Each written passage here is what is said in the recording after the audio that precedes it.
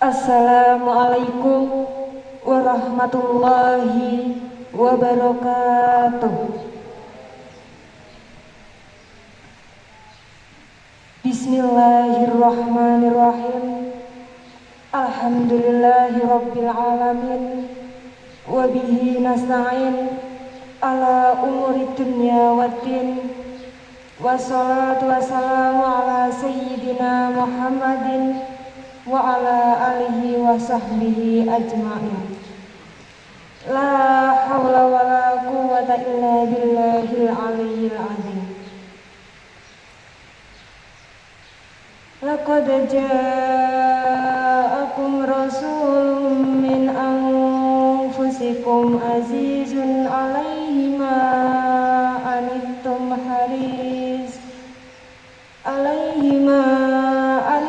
harisun 'alaikum bil mu'minina raufur rahim. Inna Allaha wa malaikatahu yusholluna 'alan nabi. Ya ayyuhalladzina amanu shallu 'alaihi wa sallimu taslima. Amma ba'd. Yang kami hormati Bapak Kepala Sekolah SMA Negeri 1 Dempet, Bapak Dr. Andes Purnomo, dan yang kami hormati Bapak Ibu Guru serta karyawan SMA Negeri 1 Dempet, serta teman-teman semua yang saya sayangi dan kami banggakan.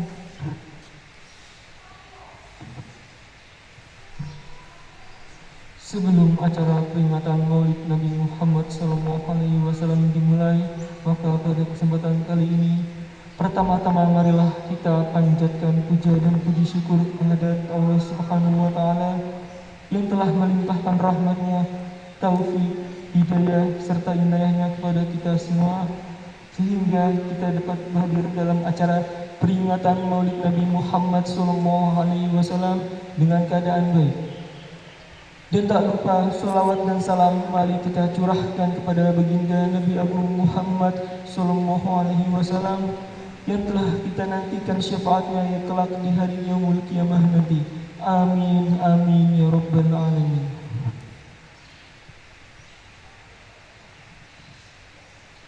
Kami di sini bertugas sebagai pembawa acara, dan sebelum acara peringatan Maulid Nabi Muhammad SAW dimulai, sebelumnya kami akan membacakan susunan acara sebagai berikut. Yang pertama, pembukaan. Kedua, lantunan sholawat Nabi SAW oleh Ananda Vina Abelika dan Ananda Siti Fathiatul Nikmah. Acara yang ketiga, sambutan oleh Bapak Kepala Sekolah SMA Negeri 1 Dempet. Yang keempat, dialog Maulid Nabi yang akan dibawakan oleh Bapak Hamdan SAG MPD, Bapak Ahmad Faidani SPDI MPD, Ibu Fatma SAG. Acara yang kelima adalah doa. Acara keenam atau yang terakhir adalah penutup.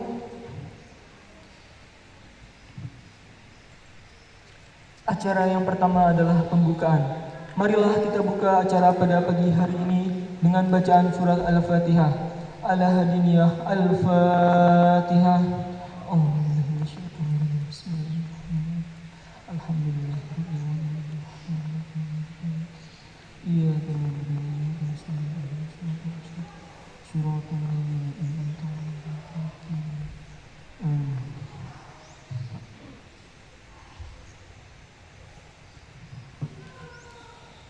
Acara yang kedua adalah lantunan sholawat Nabi SAW yang akan dibawakan oleh Ananda Vina Abelika dan Ananda Siti Fathiatul Nikmah. Waktu dan tempat kami persilahkan.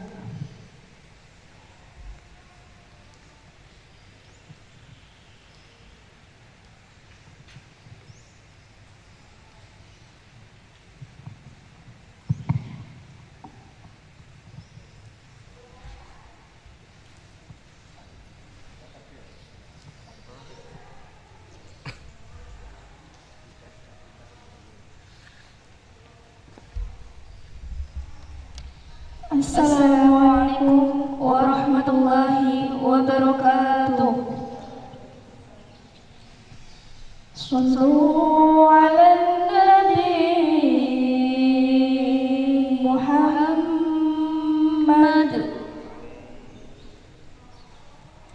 Salatullah salamullah ala Taha Rasulillah. Salatullah salamullah ala Yasin Habibillah.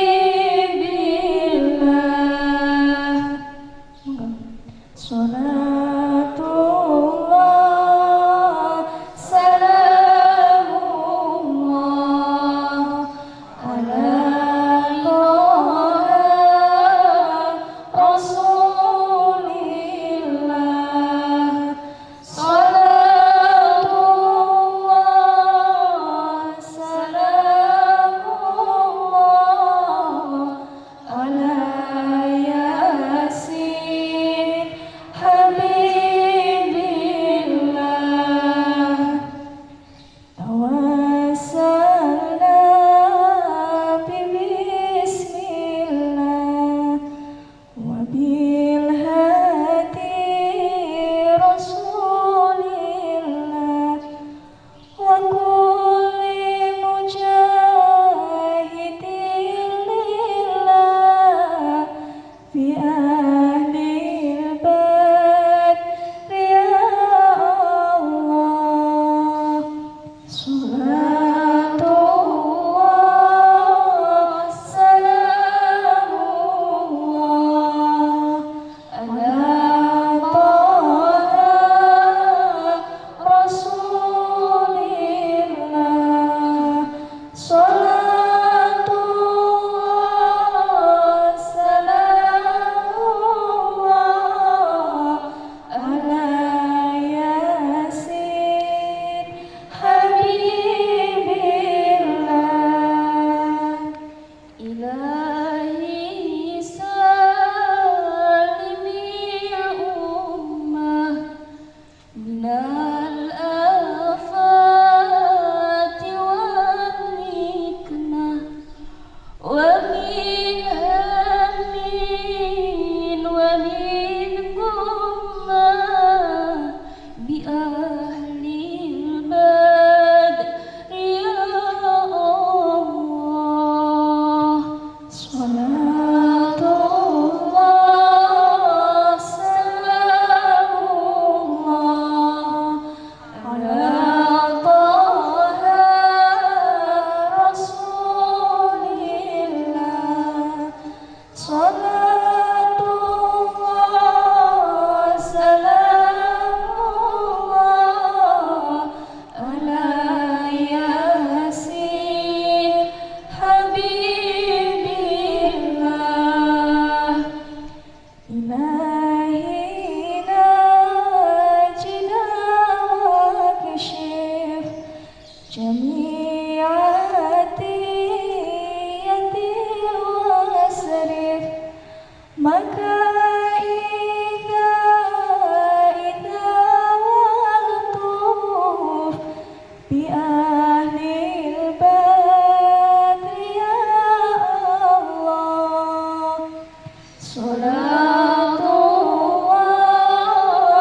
salamullah ala Taha Rasulillah. Salatullah salamullah ala Yasin Habibillah. Assalamualaikum warahmatullahi wabarakatuh.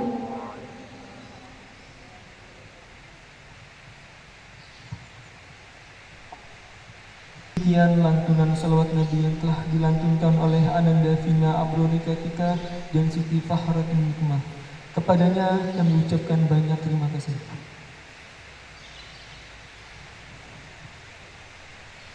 Selanjutnya, acara yang ketiga, sambutan oleh Bapak Kepala Sekolah SMA Negeri 1 Dempet, Bapak Dr. Andes Purnomo. Waktu dan tempat kami persilahkan.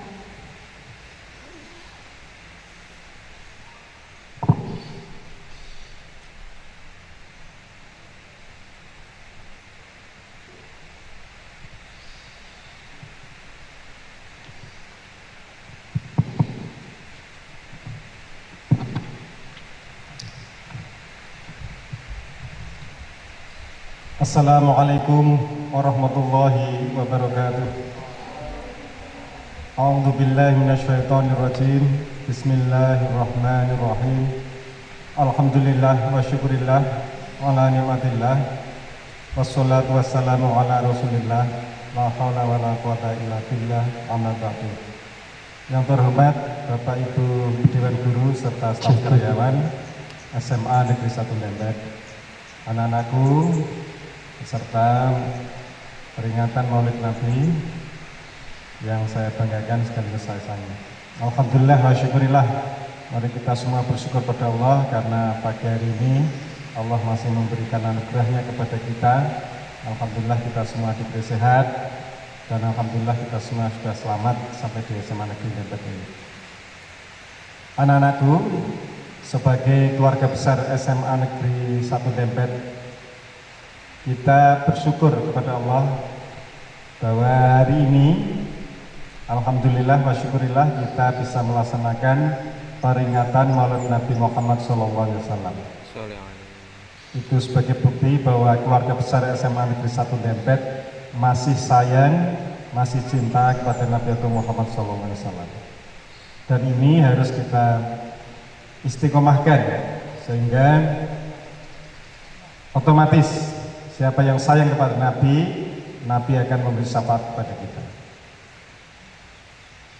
Mari kita jalankan dengan sebaik-baiknya hikmah dari Maulid Nabi yang akan disampaikan oleh Bapak Hamdan, SAG MPDI. Semoga satu, Allah ridho kepada kegiatan kita dan berkahnya untuk keluarga besar SMA Negeri 1 Dempet. Dan yang kedua, Nabi Agung Muhammad SAW sayang kepada kita dan keluarga besar SMA Negeri 1 Dempet dengan memberi syafaatnya. Billahi taufiq wal hidayah. Assalamualaikum warahmatullahi wabarakatuh.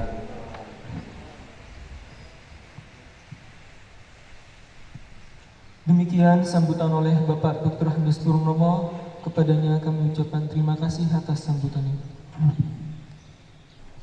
Acara yang keempat, dialog Maulid Nabi yang akan dibawakan oleh Bapak Hamdan SAG MPDI. Waktu dan tempat kami persilahkan. Untuk berdialog, waktunya 15 menit untuk bertausiah dan tanya jawab 2 session. Assalamualaikum warahmatullahi wabarakatuh. Saya mohon izin untuk berdiri ya.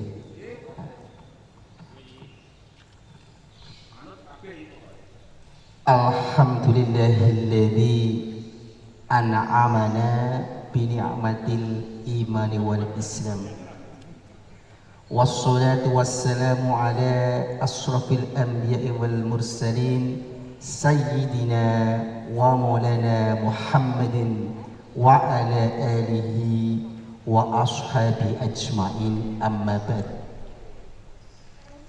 Hadirin yang dirahmati oleh Allah Subhanahu wa ta'ala, pada kesempatan yang berbahagia ini, marilah kita senantiasa melahirkan rasa syukur kita kepada Allah Subhanahu wa ta'ala yang telah memberikan rahmat, hidayah, inayah serta taufiknya sehingga kesempatan yang berbahagia ini di pagi yang cerah ini kita bisa melaksanakan peringatan Maulid Nabi Muhammad Sallallahu Alaihi Wasallam di SMA Negeri 1 Dempet yang tercinta.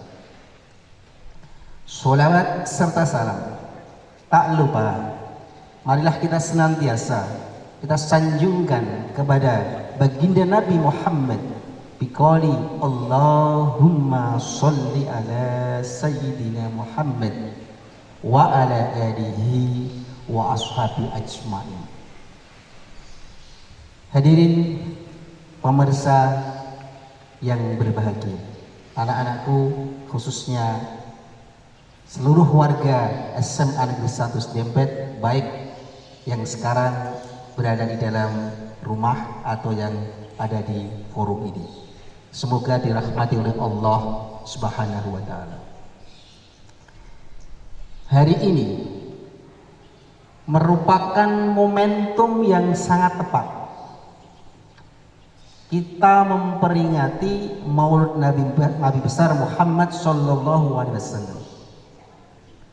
Sedangkan tema yang kita angkat adalah mewujudkan generasi muda yang berkualitas, bertakwa, dan berbudi luhur.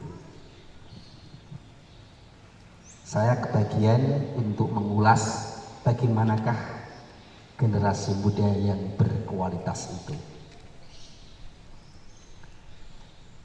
Generasi berkualitas menurut perspektif Islam adalah pribadi yang selalu mengembangkan seluruh potensi yang dimilikinya untuk menjadi pribadi yang beriman, berilmu, dan beramal soleh. Jadi pribadi yang beriman, berilmu pengetahuan, dan beramal soleh. Itu pribadi yang berkualitas dalam perspektif Islam. Harapan kita siswa-siswi SMA Dempet menjadi pribadi-pribadi yang berkualitas. Kemudian kalau dikaitkan dengan momen Maulid Nabi, bagaimanakah cara membentuk generasi dengan pribadi yang berkualitas tersebut? Ini momen yang tepat peringatan. Karena itu, untuk membentuk pribadi yang berkualitas minimal dapat ditempuh dengan 2 cara. Yang pertama adalah belajar untuk mencintai Nabi besar Muhammad Sallallahu Alaihi Wasallam. Belajar untuk mencintai Rasulullah. Jangan hanya belajar untuk mencintai seseorang. Kita harus belajar untuk mencintai Rasulullah. Itu yang pertama. Paling tidak ada 2 nanti yang akan saya uraikan. Untuk mencintai Rasulullah paling tidak ada 3 cara. Untuk mencintai Rasulullah paling tidak ada 3 cara. Hadirin yang dirahmati oleh Allah Subhanahu wa taala. Cara yang pertama yaitu dengan mengikuti ajaran beliau dan sunnah beliau. Mengikuti ajaran beliau dan sunnah beliau.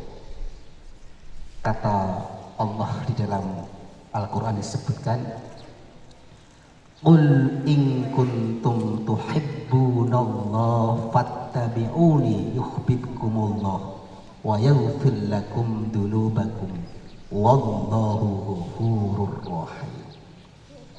Qul in kuntum, katakanlah wahai Muhammad, jika kalian mencintai Allah, fattabi'uni, maka ikutilah aku, kata Rasul.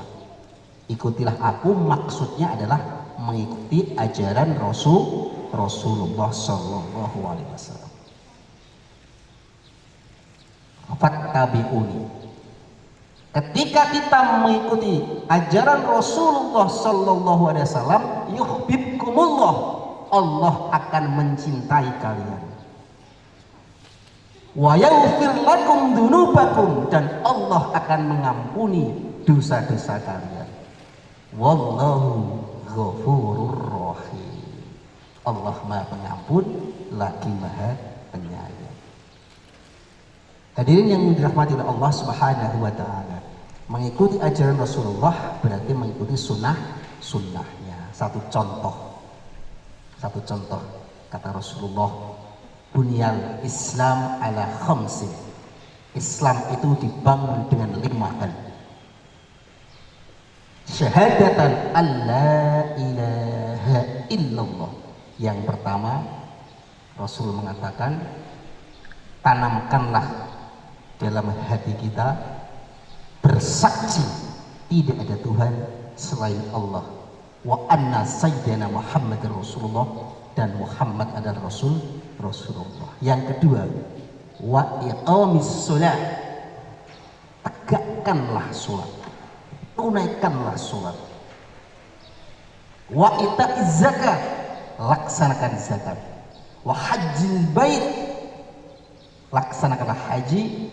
Dan wa shaumi Ramadan, laksanakanlah puasa Ramadan. Anak-anakku sekalian, kelima itu merupakan prinsip Islam yang diajarkan oleh Rasulullah yang tidak boleh ditinggalkan. Itu yang pertama, cara mencintai Rasulullah. Yang kedua, belajar meneladani beliau,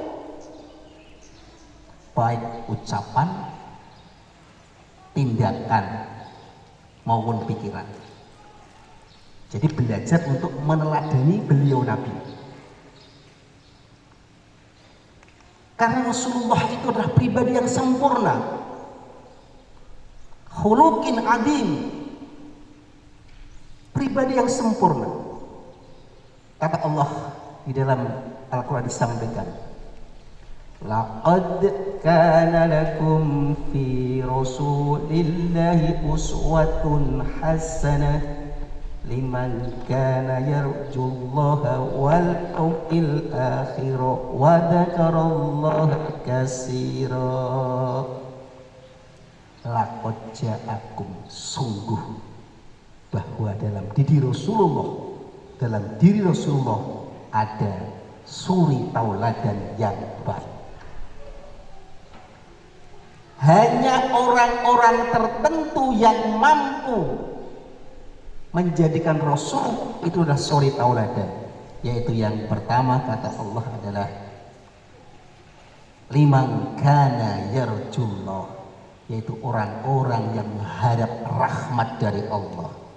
Yang kedua, wal yaumil akhir, orang-orang yang percaya bahwa setelah kehidupan kita nanti ada kehidupan di akhirat yang akan kita laksanakan sebagai bentuk pertanggungjawaban kita setelah kita hidup nanti. Yang ketiga adalah wa dzakarallaha katsira, yaitu hanya orang-orang yang ingat Allah dengan banyak.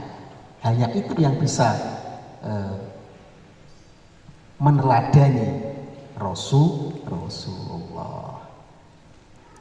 Kemudian bagaimana yang ketiga? Tadi saya sampaikan yang ketiga, 3 cara untuk mencintai Rasulullah.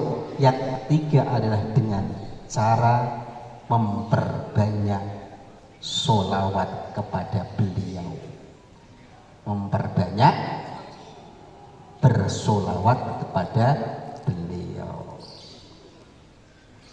Kata Allah dalam firman-Nya sebagai pujian dari Allah kepada Rasulullah, disebutkan, innallaha wa malaikatahu yusholluna 'alan nabi ya ayyuhalladzina amanu shollu 'alaihi wa sallimu taslima. Jadi perintah Allah dan malaikat Allah berselawat kepada beliau. Maka wahai orang-orang yang beriman, bersolawatlah kepada Nabi. Kalau Allah bersolawat kepada beliau, itu Allah berarti memberikan rahmat. Kalau malaikat bersolawat kepada beliau, berarti mendoakannya. Kalau kita bersolawat kepada beliau, kita berdoa memohon kepada Allah. Baik, demikian. Tapi sebelum kita tutup, yang terakhir, bagaimana cara mencapai pribadi yang berkualitas, yaitu dengan belajar dan belajar sepanjang hayat. Karena konsep pendidikan dalam Islam adalah long life education atau utlubul ilma minal bahdi ilal badi ilal lahad. Sekian, assalamualaikum warahmatullahi wabarakatuh. Terima kasih kepada Bapak Hamdan. Semoga apa yang disampaikan olehnya menambah ilmu dan wawasan serta manfaat untuk kita semua. Amin, amin, ya Rabbal Alamin. Dialog yang kedua akan disampaikan oleh Ibu Fatma SAG. Waktu dan tempat kami persilahkan.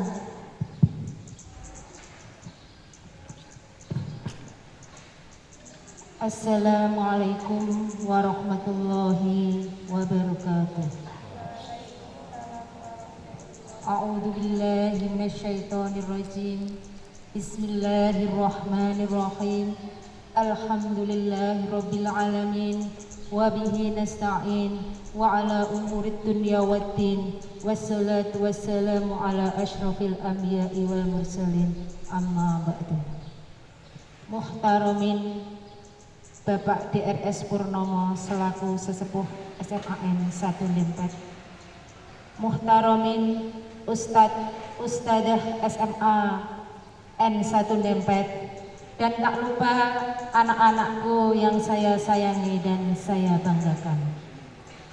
Pertama-tama marilah kita panjatkan puji syukur kepada Allah Subhanahu wa Ta'ala yang telah memberi kita beberapa kenikmatan, yaitu kenikmatan sehat, iman, dan ihsan, sehingga kita dapat berkumpul di tempat yang mubarak ini dalam rangka memperingati Maulid Nabi kepada Nabi kita Muhammad Sallallahu Alaihi Wasallam yang kita nantikan syafaatnya di yaumul qiyamah. Amin, amin, ya Rabbal Alamin. Salawat serta salam kita sampaikan kepada junjungan Nabi besar Muhammad Sallallahu Alaihi Wasallam yang membawa kita dari zaman kegelapan menuju zaman keemasan. Hadirin yang saya hormati, di sini saya akan menyampaikan tema pemuda yang berbudi luhur atau dalam Islam dikenal dengan akhlakul karimah. Sebelum kita mulai, karena ini momennya sholawat Nabi, kita bisa bersolawatan bersama-sama ya. Yang lainnya nanti mengikuti ya. Ya Nabi salamun alaik, ya Rasul salamun alaik, ya Nabi salamun alaik, ya Rasul salamun alaik, ya Habib salamun alaik, salawatullahu alaik, ya Habib salamun alaik, salawatullahu alaik. Monggo bersama-sama. Ya Nabi salamun alaik, ya Rasul salamun alaik, ya Nabi salamun alaik, ya Rasul salamun alaik, ya Habib salamun alaik, salawatullahu alaik, ya Habib salamun alaik, salawatullahu alaik. Siapa ingin ke surga, pintu selalu terbuka. Siapa ingin ke surga, pintu selalu terbuka. Tak mudah dimiliki, hanya tuh orang suci. pintu surga dengan amal sendiri. Ya Nabi salamun alaik, ya Rasul salamun alaik, ya Nabi salamun alaik, ya Rasul salamun alaik, ya Habib salamun alaik, salawatullahu alaik, ya Habib salamun alaik, salawatullahu alaik. Terima kasih. Dengan sholawat moga-moga kita mendapatkan syafaat dari Rasul Muhammad Sallallahu Alaihi Wasallam. Saya akan melanjutkan yaitu tema pemuda sebagai yang mempunyai budi pekerti yang luhur yang sudah disampaikan kepada Romo Kiai Ustadz Hamdan, yaitu pemuda yang berkualitas harus diikuti dengan perilaku yang berbudi luhur. Kalau dalam Islam disebut sebagai akhlakul karimah. Apa sih yang dimakan dengan akhlakul karimah atau pemuda yang berbudi luhur? Yang disebut dengan pemuda yang berbudi luhur yaitu pemuda yang mempunyai perilaku terpuji. Perilaku terpuji yang bagaimana? Yang menurut Al-Quran dan hadis. Karena apa? Nabi Muhammad diturunkan di bumi adalah untuk menyempurnakan akhlak. Dalam sebuah hadis yang berbunyi, innama bu'istu liutamima makarimal akhlak, bahwa saya diturunkan ke bumi yaitu untuk menyempurnakan akhlak. Berarti akhlak itu sangat urgen, sangat penting bagi kehidupan manusia.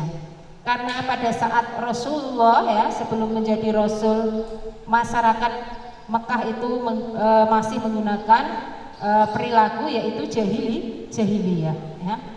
Apabila ada sebuah keluarga mempunyai anak perempuan, sudah siap-siap membuat lubang untuk menguburnya karena merasa malu. Mempunyai seorang anak perempuan itu malu. Sedangkan nanti kalau sudah dewasa diperebutkan. Maka Rasulullah diturunkan ke bumi untuk menyempurnakan akhlak. Saya akan membahas sebuah dalil Al-Quran yaitu surat Al-A'raf ayat 199. Surat Al-A'raf ini akan mencakup segala hal tentang akhlakul karimah kita bersama, yang bunyinya khudil afwa wa'mur bil urfi wa'rid anil jahilin. Dari kata khudil afwa, jadilah kalian seorang pemaaf. Ya. Menjadi seorang pemaaf itu membutuhkan keberanian ya. Kalau dalam bahasa Arabnya itu as-saja'ah. Ya. Butuh keberanian karena kadang-kala kita itu kenapa kita salah harus minta maaf. Ya.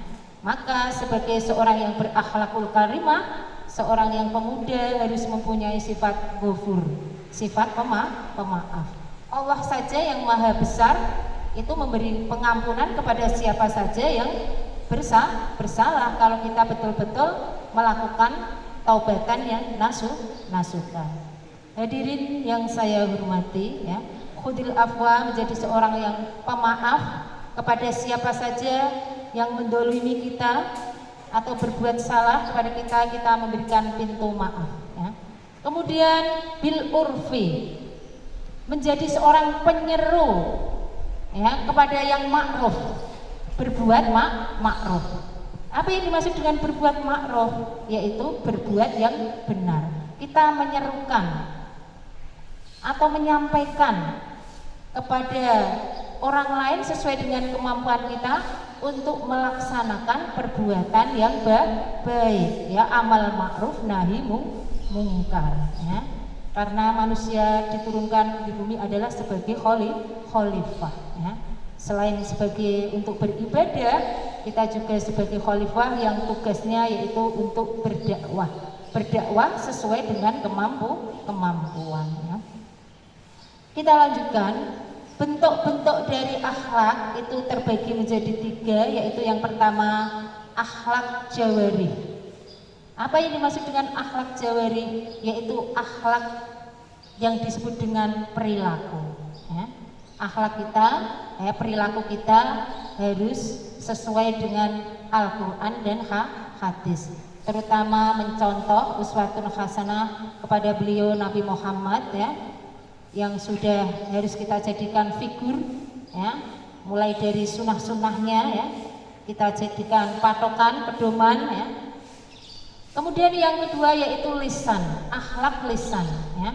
Lisan kita juga harus mempunyai akhlak, ya. Kalau sekarang zaman digital, ya, akhlak itu bentuknya yaitu jari, ya. Jarimu yaitu harimaumu, ya. Mulai dengan digital melalui Instagram, Facebook atau WA. Kalau kita tidak hati-hati dalam mengetik, ya, ini bisa menjadikan kekacauan, ya, atau kerusakan pribadi diri kita sendiri.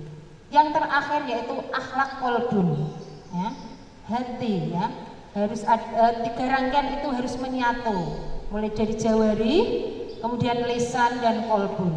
Kalau hanya kita itu perilaku dan lisan tanpa hati yang betul-betul yakin bahwa kita itu berperilaku akhlakul karimah, itu tidak akan sesuai. Kadangkala bisa menjadikan ria atau sombong. Contoh, ya, contoh perilaku al-hakul karimah apabila tidak diikuti dengan kolbun atau hati, ya, ketika ucapan mengatakan baik, perilaku baik, tetapi hatinya menolak, itu sama juga dengan ingkar hati, ya.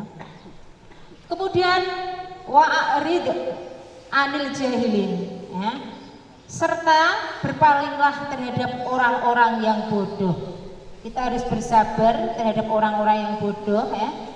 Jangan kita itu mengikuti, ya, apa-apa dari orang yang tidak berilmu. Kita harus mempunyai pendirian teguh, apalagi kalian sebagai seorang pemuda, ya, penerus bangsa, ya, penerus agama, harus mempunyai prinsip yang kuat sehingga tidak mudah tergoyah oleh orang lain, ya.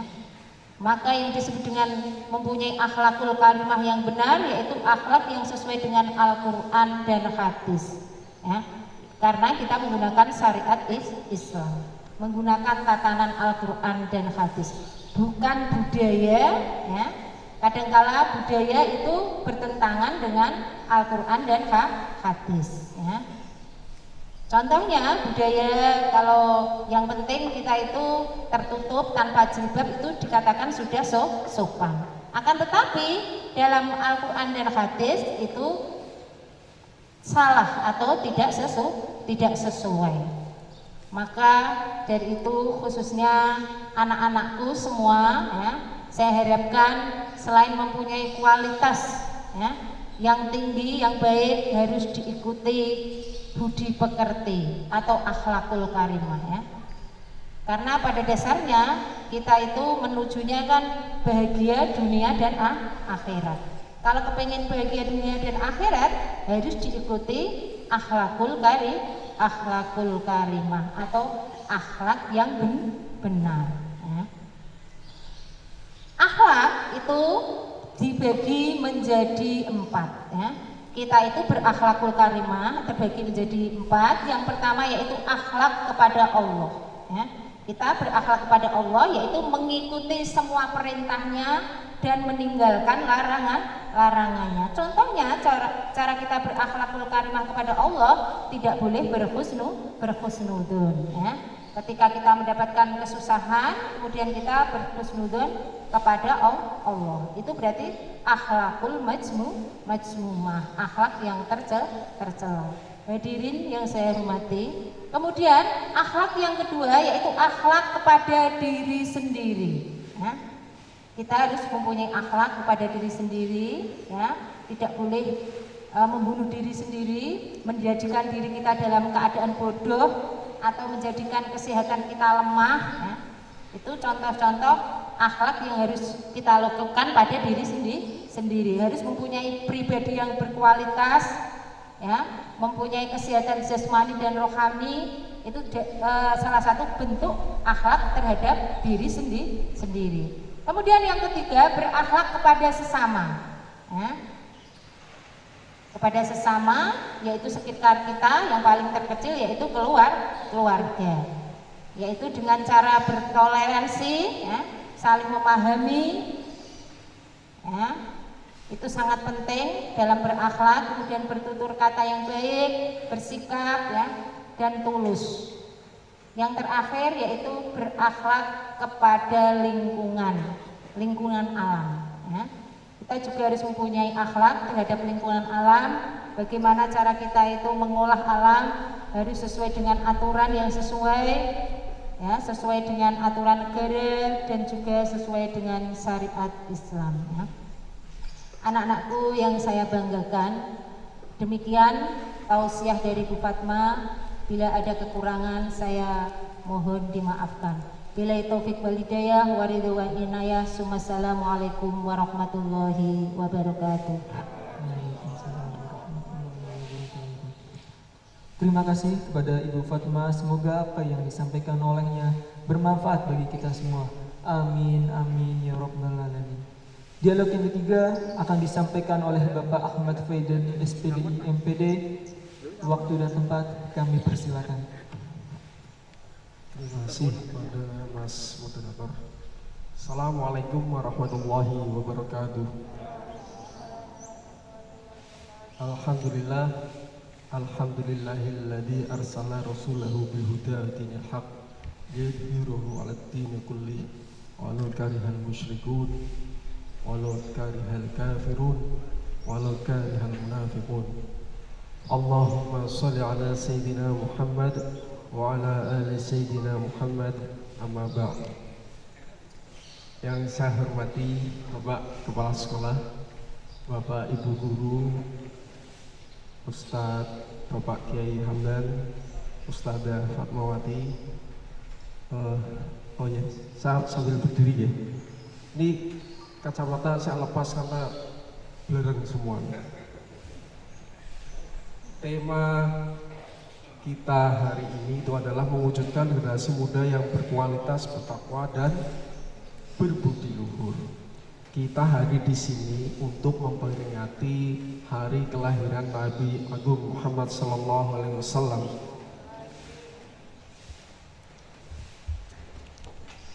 Sebelumnya kita bagi periodisasi dari sejarah Nabi Muhammad SAW.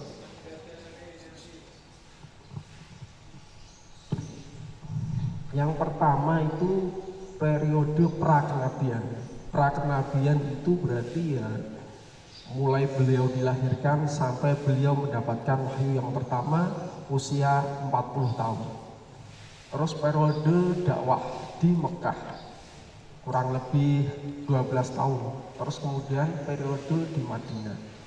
Nah, ini bahasan kita kali ini adalah anak muda. Anak muda itu dalam bahasa Arab itu asyabab. Kalau di kamus bahasa Arab itu asyabab itu usianya itu mulai balik sampai 40 tahun. Balik sampai 40 tahun. Jadi kalau saya yang masih muda berarti. Nah, terus apa yang kita bisa contoh dari periode baliknya Nabi sampai beliau mendapatkan wahyu yang pertama? Ada beberapa hal yang harus kita ketahui bersama bahwa ketika Nabi itu dilahirkan, beliau itu sudah yatim. Terus kemudian diasuh oleh paman beliau Abu Thalib sampai ditinggalkan oleh Abu Thalib, meninggal. Nah, ketika beliau itu usia 6, ditinggal oleh ibunya. Terus kemudian dirawat oleh Abu Thalib.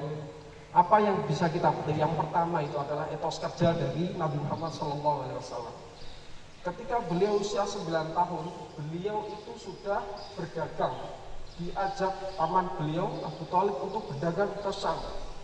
Jadi sebagai anak muda itu jangan langkah kita itu terbatas. Nabi kita, Nabi Agung Muhammad SAW itu sudah menjelajah di luar Mekah.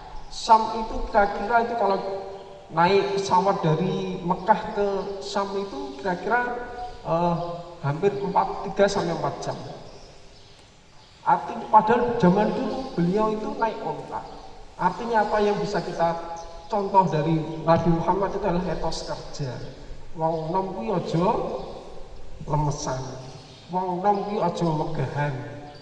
Ya. Anak muda itu harus punya semangat etos kerja yang tinggi. Nabi Agung itu dulu menggembala kambing. Sebelum diajak Paman Abu Thalib untuk berdagang, beliau tuh menggembala kambing terlebih dahulu.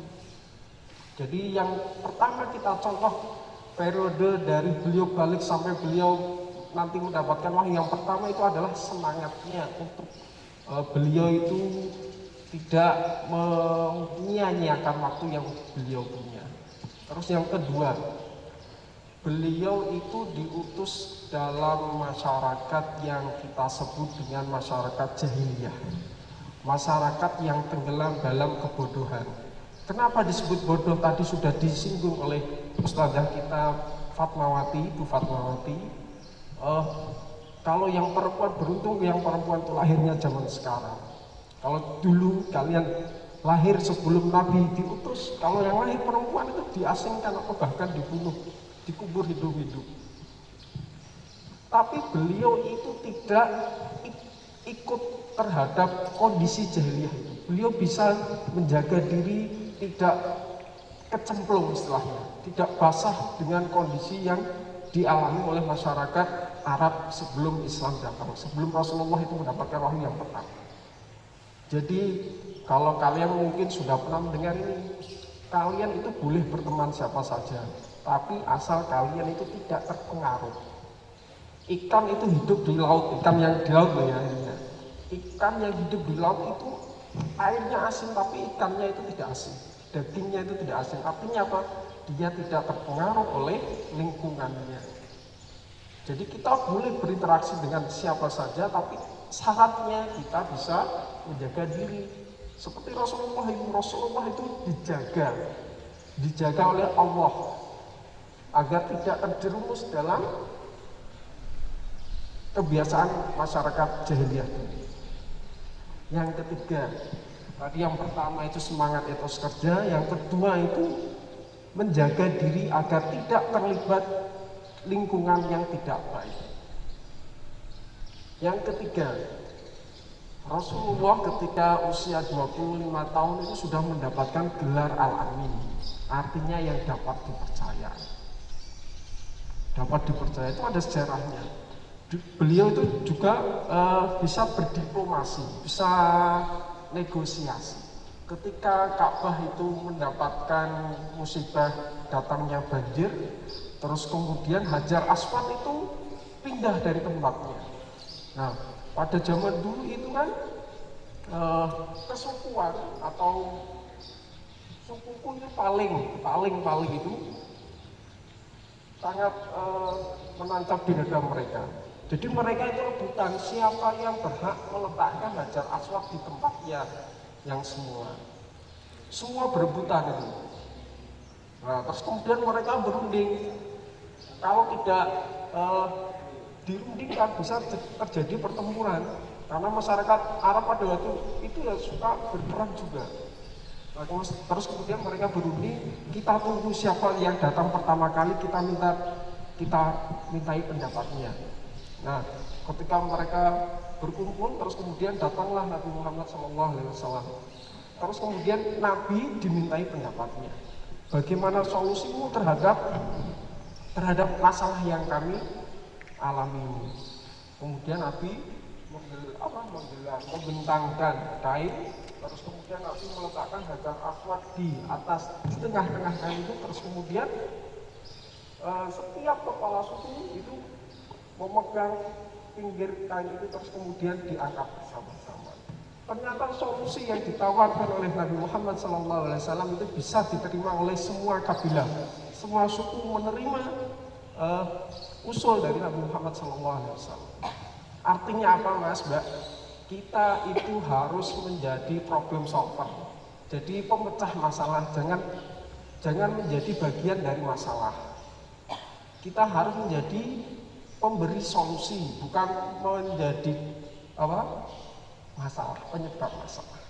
Itu yang ketiga ya, jadi problem solver. Yang keempat ini, jadilah kita itu sebagai pribadi yang peduli terhadap kondisi sekitar kita. Ketika Nabi Muhammad itu periode usia 38 sampai 40 itu, beliau itu sering berkholwat, menyendiri. Menyendiri itu bukan berarti untuk mencari impian, tidak. Beliau itu berkholwat itu, menyendiri itu, tujuannya itu adalah memikirkan kondisi masyarakat Arab pada waktu itu. Masyarakatku kok ngene yo. Seperti itu. Jadi beliau itu memikirkan kondisinya, kita mempunyai empati sosial yang tinggi, memikirkan solusi dari masalah yang dihadapi oleh masyarakat. Jadi beliau sering berkholwatnya di Gua Hira untuk mencari solusi terhadap permasalahan yang dihadapi oleh masyarakatnya. Jadi kita sebagai generasi muda Islam khususnya ya, kita itu harus peduli terhadap kondisi masyarakat sekitar kita. Ketika misalnya yang paling dekat lah, keluarga kita ada yang salah, ada yang tidak benar, atau yang tidak sedang lalai dari jalan Allah, itu kalian itu jangan tidak peduli, acuh tak acuh.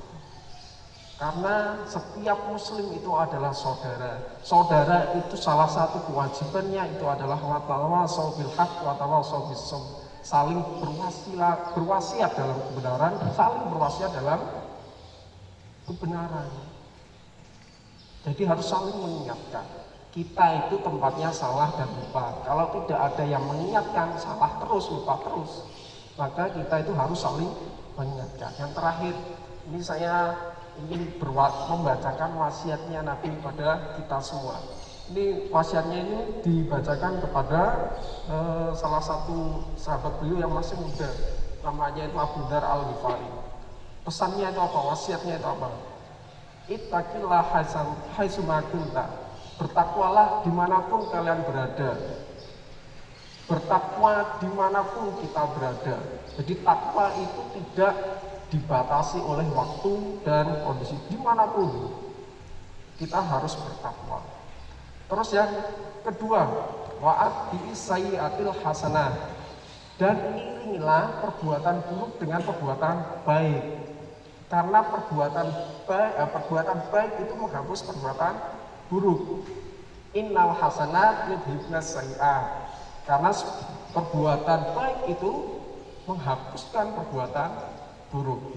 Wa khaliqin nas bi khuluqin hasanin, dan pergaulilah sesama kita dengan akhlak yang baik yang sudah disampaikan oleh Ustazah Fatmawati tadi. Jadi pesan Nabi pada kita itu adalah takwa, ya, bertakwa. Terus yang kedua apa? Iringilah perbuatan buruk yang kita lakukan dengan perbuatan baik, karena setiap perbuatan baik itu menghapuskan perbuatan buruk. Misalnya wudhu itu, dari wudhu, misalnya kalian wudhu sholat duhur, terus nanti sholat asar wudhu lagi, itu menghapus dosa di antara kedua wudhu itu. Kalian sholat Jumat yang laki-laki, sholat Jumat itu menghapus dosa di Jumat satu ke Jumat berikutnya, dan seterusnya. Terus yang ketiga, pergaulilah manusia dengan akhlak yang baik. Jangan memelihara akhlak yang tidak baik. Semua sumber akhlak yang tidak baik itu sumbernya itu dari dalam hati. Kalau hatinya sudah tidak baik, maka yang keluar dari hatinya itu yang keluar dari tubuhnya itu pastinya tidak baik juga. Demikian yang bisa saya sampaikan. Terima kasih. Assalamualaikum warahmatullahi wabarakatuh.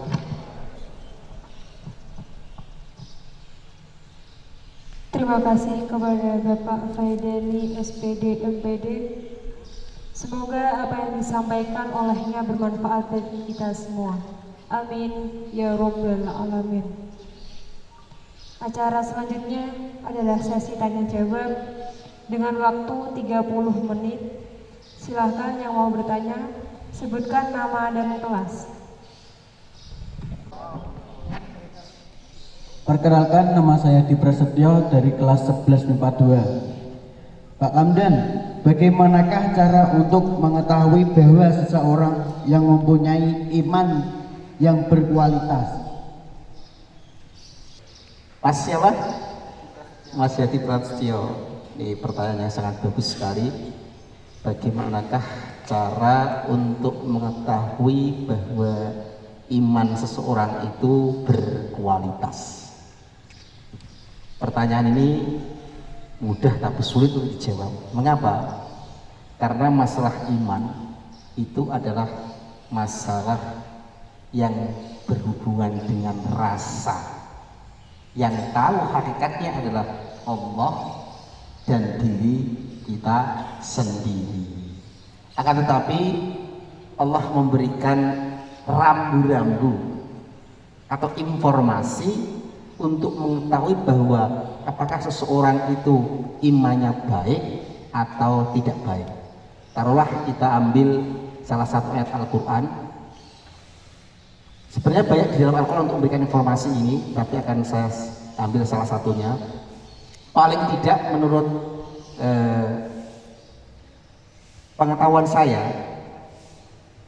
untuk mengetahui iman seseorang itu berkualitas, itu minimal bisa dilihat dari 5 ciri. Kata Allah di dalam surat Al-Mu'minun itu disebutkan yang pertama ya, qad aflahal mu'minun alladzina hum fi sholatim khashi'un. Wa fi ayatin aidan walladzina hum ala sholawatihim yuhafidun. Yang pertama bisa dilihat dari sholatnya. Kalau anak-anak kok sholatnya jantek, jelas tidak berkualitas. Itu yang pertama. Jadi kualitas sholat itu apakah dia menjaga sholat fardu 5 waktu, kemudian dalam menjalankan sholatnya itu apakah khusyuk atau tidak, itu bisa jadi tolak ukur kualitas iman seseorang. Yang tahu ya kamu, kan saya tidak tahu kamu sholat atau tidak tadi sholat subuh, kan begitu. Jadi yang tahu hanya kamu sama Allah, karena begitu ini. Jadi untuk mengetahui yang pertama adalah dengan mengetahui sholatnya. Ini indikator yang pertama. Yang kedua, kata Allah adalah walladzina hum 'anil lagwi mu'ridun. Ciri khas seseorang yang imannya berkualitas itu mampu menjaga perbuatan dan lisannya dari perbuatan yang tidak bermanfaat. Saya ingin tanya, bermain HP yang tidak ada hubungannya dengan pekerjaan atau tugas kita, apakah membuang waktu atau tidak? Nah, itu namanya tidak bermanfaat. Anak-anak bisa menilai sendiri. Waktu 24 jam itu kau gunakan berapa jam yang bermanfaat. Kalau orang mukmin, orang yang beriman kualitasnya tentu akan menggunakan waktu sebaik-baiknya untuk kebaikan. Itu yang kedua. Yang ketiga, disebutkan di dalam Al-Quran, walladzina hum lizzakati fa'ilun, yaitu mau berzakat. Bersihkan harta benda kita dengan zakat dan sedekah. Karena dengan berzakat dan bersedekah merupakan bentuk peduli kepada masyarakat tidak mampu. Kemudian yang keempat, walladzina hum li furujihim hafidun. Jaga kehormatan. Dalam arti jangan sampai kita terjerumus dalam perkara-perkara yang berhubungan dengan perzinahan. Setialah kepada pasangan Anda. Kalau sudah bersuami, setia kepada istri. Kalau belum bersuami, belum beristri, maka jagalah kehormatan kamu. Wala taqrabuz zina innahu kana fahisyatan wa sa'a sabila. Jauhilah perbuatan yang mendekati zina. Artinya pacaran. Pacaran saja disuruh menjauhi. Nah, apalagi berzina. Nah, boleh ya, adik ya, anak-anak sekalian. Itu yang keempat. Yang terakhir, ciri khas iman soleh berkualitas adalah walladzina hum disebutkan dalam arti li amanatihim wa ahdihim raun, yaitu orang-orang yang mampu menjaga amanah dan janji-janjinya. Pemimpin kok tidak amanah berarti imannya pasti tidak berkualitas. Pemimpin kok tidak adil berarti tidak berkualitas. Intinya kan begitu. Saya kira cukup. Terima kasih. Saya kembalikan kepada moderator. Assalamualaikum warahmatullahi wabarakatuh. Waalaikumsalam warahmatullahi wabarakatuh. Perkenalkan, nama saya Muhammad Akmal Hakim Mubarak dari kelas MIPA 2, 10 MIPA 2. Bu Fatma tadi mengatakan bahwa Nabi Muhammad itu diutus untuk menyempurnakan akhlak. Terus mengapa akhlak begitu penting dalam misi Nabi Muhammad SAW? Terima kasih. Sangat bagus ya, mengenal sesuai dengan materi yang Fatma sampaikan. Mengapa Rasulullah itu diturunkan untuk menyempurnakan akhlak ya, begitu urgen, begitu penting untuk menyempurnakan akhlak atau memperbaiki akhlak manusia ya. Karena apa? Akhlak itu adalah sumber segala-galanya. Apabila akhlak kita itu baik, akan membawa keselamatan ya, keselamatan dunia dan akhirat ya. Karena apabila akhlak itu jelek, akan membawa kehancuran baik diri sendiri atau orang lain ya. Maka Rasulullah diturunkan itu memang betul-betul untuk menyempurnakan akhlak atau memperbaiki akhlak. Karena sebelumnya yang sudah Fatma sampaikan, sebelum Rasulullah ya dijadikan Rasul itu masih menggunakan zaman jahiliyah ya, perjudian merajalela ya, kemudian bunga bank ya, rentenir, kemudian juga iri dengki, termasuk juga yang sudah disampaikan Fatma sama Pak Faidani bahwa ketika seseorang itu mempunyai anak perempuan adalah merupakan aib ya, malu ya. Karena yang pada zaman jahiliyah menganggap bahwa laki-laki itu adalah power ya, penting ya. Maka Rasulullah itu kemudian datang untuk memperbaiki akhlak pada zaman itu. Begitu pentingnya akhlak ya untuk pada diri kita ya. Kalau akhlak itu tidak ada ya, itu membuat kekacauan ya. Bahkan bisa terjadi kehancuran pada diri kita, pribadi kita, bahkan lebih luasnya kepada orang lain. Contoh kecil, apabila kita itu tidak menggunakan lesan kita dengan benar ya Mas Mubarak ya, apabila kita tidak menggunakan lesan dengan benar itu akan membawa kehancuran pada diri kita sendiri ya, akan menjadi pribadi yang tidak baik ya, dipandang orang tidak baik, dibenci orang tidak baik. Karena apa? Kenapa penting? Untuk kesejahteraan, kedamaian pada diri kita dan orang lain. Itu tujuan Rasulullah didatangkan untuk menyempurnakan akhlak. Itu ya jawabannya ya Mas Mubarak. Ya, masih kita buka sesi tanya jawab. Silakan yang ingin bertanya. Ya, Assalamualaikum warahmatullahi wabarakatuh. Waalaikumsalam warahmatullahi wabarakatuh. Perkenalkan, nama saya Alka Sufian Goro dari kelas 10 MIPA 5. Pak Hamdan, saya ingin bertanya, mengapa kita harus menyiapkan diri dengan mengembangkan potensi kita agar menjadi pribadi yang berkualitas? Sekian dari saya. Wassalamualaikum warahmatullahi wabarakatuh. Kita harus menyiapkan sebagai pribadi yang berkualitas. Ya, bagus. Sebelum menjawab ini, tadi yang saya sampaikan bahwa yang disebut dengan pribadi yang berkualitas itu adalah pribadi yang mengembangkan seluruh potensi dirinya untuk menjadi pribadi yang beriman, berilmu, dan beramal soleh. Mengapa kita harus menyiapkan diri kita untuk mengembangkan diri menjadi pribadi yang berkualitas? Jadi apa yang saya sampaikan, saya mau bercerita dulu. Cerita yang berhubungan dengan masalah ini. Di dalam perspektif Islam, Allah itu menyampaikan pernah menawarkan kepada langit, kepada bumi, kepada gunung untuk memikul amanah dari Allah. Apa yang disebut dengan amanah ini adalah menjalankan syariat-syariat Allah di muka bumi.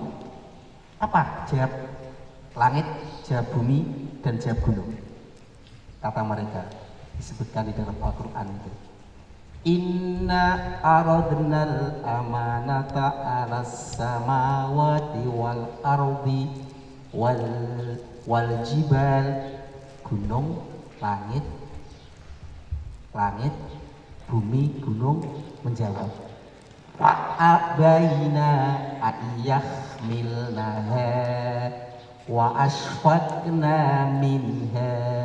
Gusti, ya Allah, mereka enggan untuk memikul amanah tersebut karena mereka takut tidak mampu menjalankan amanah.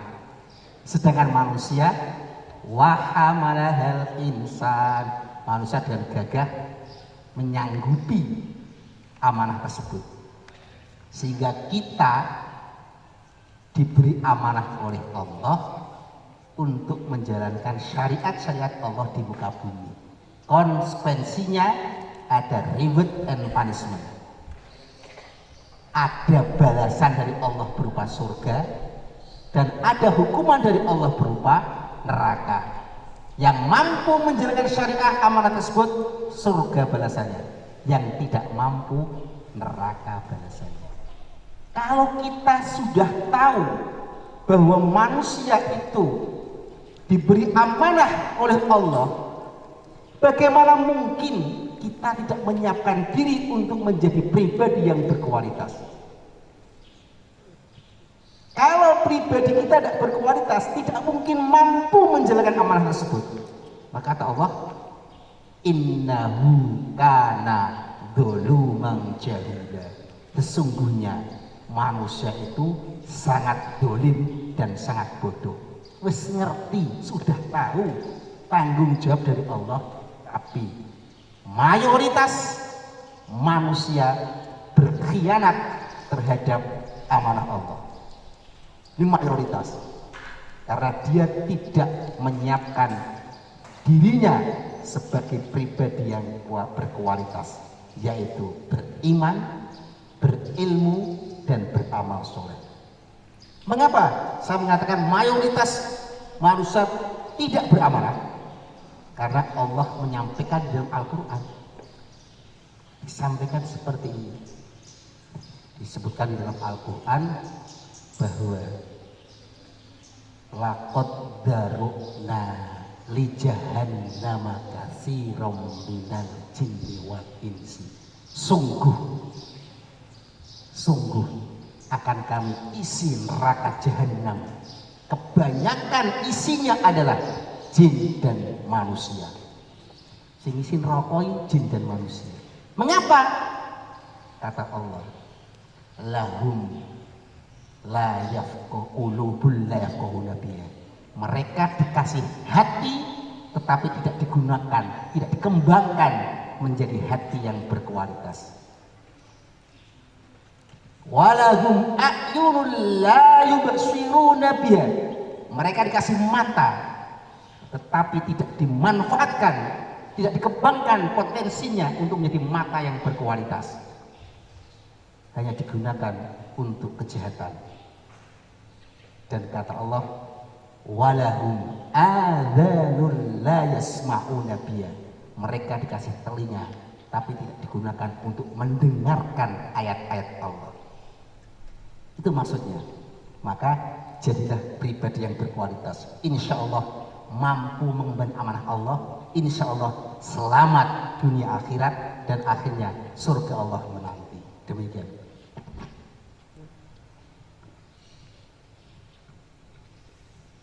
Terima kasih kepada Bapak Hamdan atas jawabannya. Selanjutnya yang mau bertanya, silakan sebut nama dan kelas. Assalamualaikum warahmatullahi wabarakatuh. Perkenalkan, nama saya Umi Latifah dari kelas 11 MIPA 2. Karena metode Uswatun Hasanah untuk pembinaan akhlak sangat cocok, terutama untuk anak-anak, tetapi untuk remaja dan dewasa diperlukan tambahan metode lain. Metode apa yang tepat? Mohon beri penjelasannya. Sekian, terima kasih. Di 11 MIPA 2 ya, pertanyaannya, metode apa yang tepat yang harus diberikan untuk pembinaan seorang remaja, ya gitu ya Umi ya.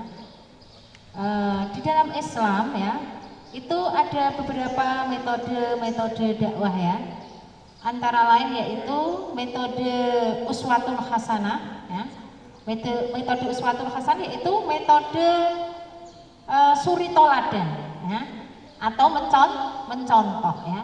Ini biasanya tepatnya itu diberikan kepada anak-anak usia dini ya. Contoh, ucapannya dalam satu keluarga, kalau ucapannya bagus ya, thayyib, itu secara tidak langsung menjadikan suatu latihan atau pendidikan bagi seorang anak yang dini ya. Contoh, di rumah dikasih pendidikan baik, ketika di luar lingkungan mengucapkan kata-kata yang tidak baik, itu dari lingkungan luar ya. Metode uswatul hasanah itu bagus juga, tapi cocok untuk usia-usia yang masih dini ya, masih kecil. Kemudian ada juga metode al-hikmah.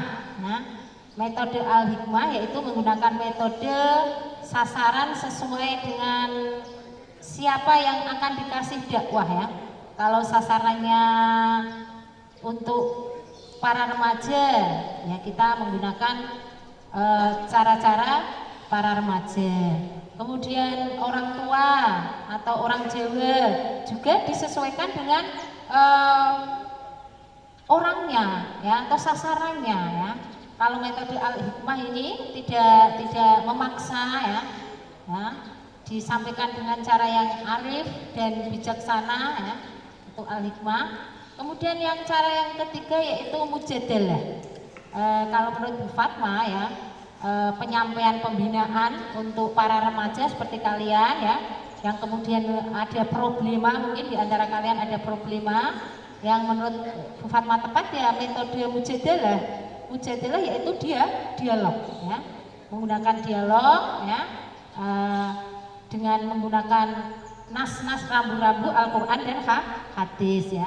Itu menurut Fatma yang tepat, yaitu menggunakan dialog atau diskusi, bertukar pikiran ya. Apabila ada pembinaan, maunya kamu gimana, kemudian seorang pembina itu memberikan suatu saran ya, dengan cara diskusi atau dialog itu lebih mengena, karena untuk usia remaja itu biasanya usia-usia yang memberontak ya, mencari jati diri ya, sehingga memang perlu adanya rambu-rambu ya. Salah satunya yaitu diajak dialog atau diskusi. Begitu ya Mbak Umi ya. Biasanya kalau seorang pemuda itu dipaksa itu tidak mau ya. Bisa diajak diskusi, maunya gimana, cara penyelesaiannya gimana. Ini menurut jawaban Bu Fatma yang tepat untuk penambahan metode pembinaan seorang pemuda menggunakan metode mujadalah atau diskusi. Terima kasih kepada Bu Fatma atas jawabannya. Selanjutnya yang mau bertanya. Assalamualaikum warahmatullahi wabarakatuh. Pak Faidani, apakah kriteria seorang dikatakan memiliki akhlakul karimah? Benarkah perkataan ini? Meskipun tidak sholat, yang penting akhlaknya baik. Mbak siapa namanya Mbak? Mia Ayu. Oh, Mbak Mia Ayu. Tadi saya sampaikan ya, kalau kita itu menuangkan air dari teko ke gelas, itu isinya pasti sesuai dengan apa yang ada di dalam teko. Ya. Kalau tekonya isinya susu, keluarnya susu. Kalau isinya kopi, keluarnya kopi. Ya, tidak mungkin di dalamnya air putih, air mineral, keluarnya susu, tidak mungkin. Nah, kecuali sulapan. Ya. Nah, terus kriteria akhlak yang baik, Mbak ya. Maksud saya memberikan ilustrasi seperti itu adalah sumber dari segala perbuatan itu adalah dari dalam hati. Kalau hatinya itu sudah dalam tanda kutip itu hatinya mati, hati mati itu ya hati yang sudah tidak bisa dinasihati seperti apapun itu ya tidak bisa. Mau dinasihati berapa kali pun ya bedal. Nah itu hati yang mati. Jadi hidayah itu sulit untuk masuk. Jadi sumber segala akhlak yang baik, akhlakul karimah itu sumbernya dari dalam hati. Kalau kalian pernah melakukan sebuah perbuatan, terus hatimu itu mengatakan mamang atau ragu, pernah ya kalian melakukan sesuatu, misalnya contoh, kalian sedang UAS, di depan ada bapak pengawas dan ibu pengawas. Ketika kalian sudah membuat catatan kecil, sudah kalian masukkan ke dalam ruangan, kalian ketika melihat mau membuka, itu kan kalian mengawasi dulu loh, mengawasnya apakah ada peluang atau tidak. Nah ketika kalian melakukan itu kan hati kalian itu kan bimbang tuh Mbak. Ya toh, bimbang. Ya, artinya hati itu kalau masih dalam tanda petik hidup. Saya kalau bilang D itu agak sulit, hidup. Ya. Hati itu hidup, pasti memberikan nasihat pada kita. Minimal itu keraguan. Kalau itu ragu, berarti lebih baik tinggalkan. Jadi pedomannya itu saja, mudah sekali. Kalau ketika kita melakukan sebuah perbuatan, terus hati kita itu merasa tidak nyaman, terus ragu, muncul keraguan di dalam hati kita, tinggalkan saja. Tinggalkan saja. Terus pertanyaan tadi, lebih baik, Mbak, apakah pertanyaannya gimana tadi yang sholat sama tadi loh? Benarkah perkataan ini, meskipun tidak sholat, yang penting akhlaknya baik? Benarkah tidak sholat meskipun tidak sholat akhlaknya baik? Ini Mbak ya, sholat itu adalah amal pertama yang akan dihisab. Ya. Amal pertama yang akan dihisab itu adalah sholat. Artinya apa? Artinya perkataan itu tidak benar, Mbak. Tidak benar. Ya, sholat itu adalah tiang agama. Sholat itu satu-satunya ibadah loh, Mbak, yang harus dikerjakan dalam keadaan apapun. Tidak boleh ditinggal. Kalau puasa kalian masih bisa mendapatkan keringanan untuk diganti di waktu yang akan datang. Misalnya yang perempuan kalau datang bulan bisa melakukan puasa di hari berikutnya kalau sudah suci. Ya, tapi kalau sholat harus dikerjakan, harus didirikan dalam keadaan apapun. Kalau tidak bisa berdiri dengan duduk, kalau tidak bisa duduk dengan apa? Berbaring, jangan dengan tidur. Kalau dengan tidur ya tidak sholat nanti. Dengan berbaring, Mbak ya. Jadi sholat harus ditegakkan. Karena sholat itu mencegah perbuatan keji dan munkar. Kalau sholat kita itu tertib, maka dengan sendirinya akhlak kita itu baik. Karena sholat itu mencegah perbuatan dari pelaku sholat itu untuk mengerjakan perbuatan keji, perbuatan dosa. Gitu Mbak ya? Bisa diterima nih? Terima kasih.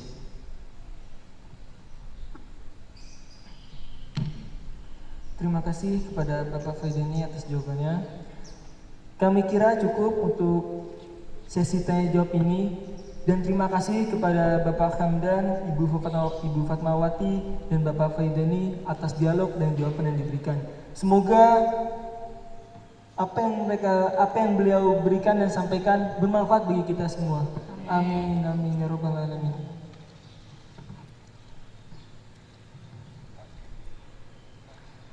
Memasuki acara yang kelima, yaitu doa yang akan dibawakan oleh Bapak Ustadz Muradi SAG, MSI. Waktu dan tempat kami persilakan.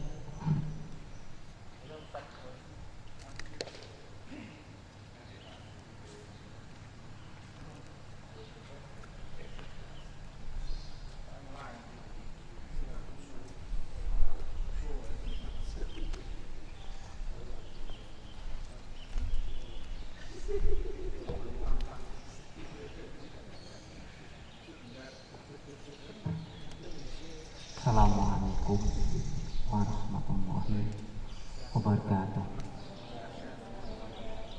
Untuk menutup kegiatan di pagi ini, Muhammad Rasul, semoga apa yang kita rencanakan, apa yang kita laksanakan pagi ini sampai ila yaumil qiyamah, Rasul berikan pada kita syafaat walau jannah. Amin amin ya rabbal alamin. Ila hadratil Mustafa Muhammadin sallallahu alaihi wasallam wa alihi wa ashabihi wa awladihi wa azwajihi wa dhurriyyatihi lahumul Fatihah. A'udzu billahi minasy syaithanir rajim. Bismillahirrahmanirrahim. Alhamdulillahi rabbil alamin, ar-rahmanir rahim, maliki yaumiddin. Iyyaka na'budu wa iyyaka nasta'in. Ihdinas siratal mustaqim, siratal ladzina an'amta 'alaihim ghairil maghdubi 'alaihim waladdallin. Amin. Allahumma shalli ala sayyidina Muhammad Al-awwal ahli tabaraka wa Bismillahirrahmanirrahim. Alhamdulillah alamin, hamdan syakirin, hamdan na'amin, hamdan kumita. Ya Rabbana lakal hamdu kama yusul. Allahumma salli ala sayyidina Muhammad wa ala ali sayyidina Muhammad. Allahumma a'inni ala dzikrika wa syukrika wa husni ibadatik. Allahumma la ilaha anta subhanaka inni kuntu minaz zalimin. Bi asma'ikal husna ighfir lana dhunubana wa liwalidina wa dhurriyyatina wa dhurriyyatina Rabbana hab lana min azwajina Rabbana la tuzigh qulubana Rabbana atina fid dunya hasanah Rabbana atina hasanah wa qina adzabannar. Subhana rabbil izzati amma yasifun wa salamun alal mursalin walhamdulillahi rabbil alamin. Al-Fatihah. A'udzu billahi minasyaitonir rajim. Alhamdulillah alamin, ar-rahmanir rahim, maliki yaumiddin. Iyyaka na'budu wa iyyaka nasta'in. Ihdinas siratal mustaqim, siratal ladzina an'amta 'alaihim ghairil maghdubi 'alaihim waladdallin. Amin. Assalamualaikum warahmatullahi wabarakatuh.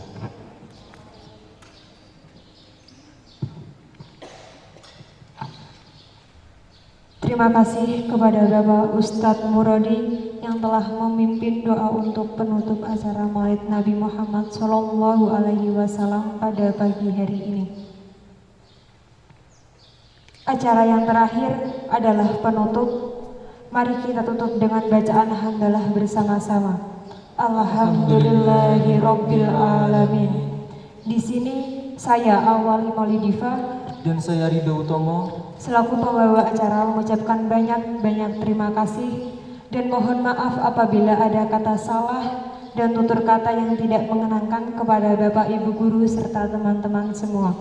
Wabillahi taufiq wal hidayah. Wassalamualaikum